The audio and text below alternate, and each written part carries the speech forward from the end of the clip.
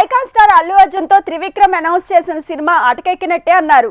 కానీ మాటల మాంత్రికుడికే Bunny green signal ఇచ్చాడని తెలుస్తోంది.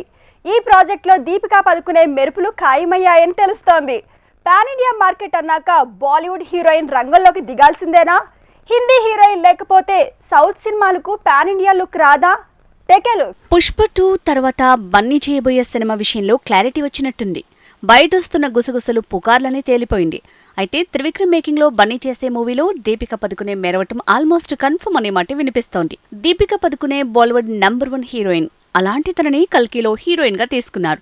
ఆల్రెడీ తమిళ్ మూవీ చేసిన తను తొలి తెలుగు సినిమాతో మరోసారి సౌత్ మీద దండెత్తింది. అలాంటి తననే కావాలని స్టార్ హీరోల లిస్ట్ పెరుగుతోంది. టాలీవుడ్ స్టార్ హీరోతో ఎవరు పాన్ ఇండియా మూవీ ప్లాన్ చేసినా బాలీవుడ్ హీరోయిన్ ని ల్యాండ్ చేయాల్సిందేనా? ప్రెజెంట్ సిచ్యువేషన్ అలాగే ఉంది. కల్కి నుంచి దేవర వరకు హిందీ హీరోయిన్ల మెరుపులకు పాన్ ఇండియా మార్కెటే కారణమవుతున్నట్టుంది.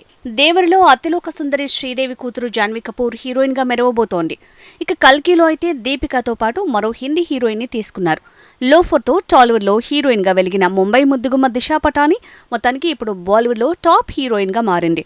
అలాంటి తనే మళ్లీ కల్కిలో మెరవబోతుందనగానే ఇదంతా నార్త్ మార్కెట్ కోసమే అన్నమాటే వినిపిస్తోంది. Mega power star Ram Charan తో శంకర్ తెస్తున్న సినిమాలు కూడా మెరుస్తోంది బాలీవుడ్ లేడీనే.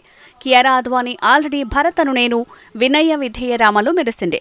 ఇప్పుడు శంకర్ తెస్తున్న గేమ్ చేంజర్లు కూడా తనే తళుక్కుమంటోంది. త్రివిక్రమ్ తో జులై, సన్ ఆఫ్ సత్యమూర్తి, అలవైకుంఠపురంలో లాంటి ప్రయోగాలు చేసిన బన్నీ ఇప్పుడు పాన్ ఇండియా ప్రయాణానికి సిద్ధమయ్యాడు. పుష్పతో వచ్చిన ఇమేజ్ వల్ల ఇక పాన్ ఇండియా జర్నీలోనే బిజీ అవ్వక తప్పదు. కాబట్టి పుష్ప 2 తర్వాత బన్నీతో త్రివిక్రమ్ తీసే సినిమాకు హిందీ హీరోయిన్ మెరుపులు అవసరమనక తప్పదు. ప్రెజెంట్ బాలీవుడ్ లో పాన్ ఇండియా మూవీ తీస్తే సౌత్ హీరోయిన్ ని తీసుకోవటం కామన్. యానిమల్లో రష్మిక సందడి అందుకో బెస్ట్ ఎగ్జాంపుల్.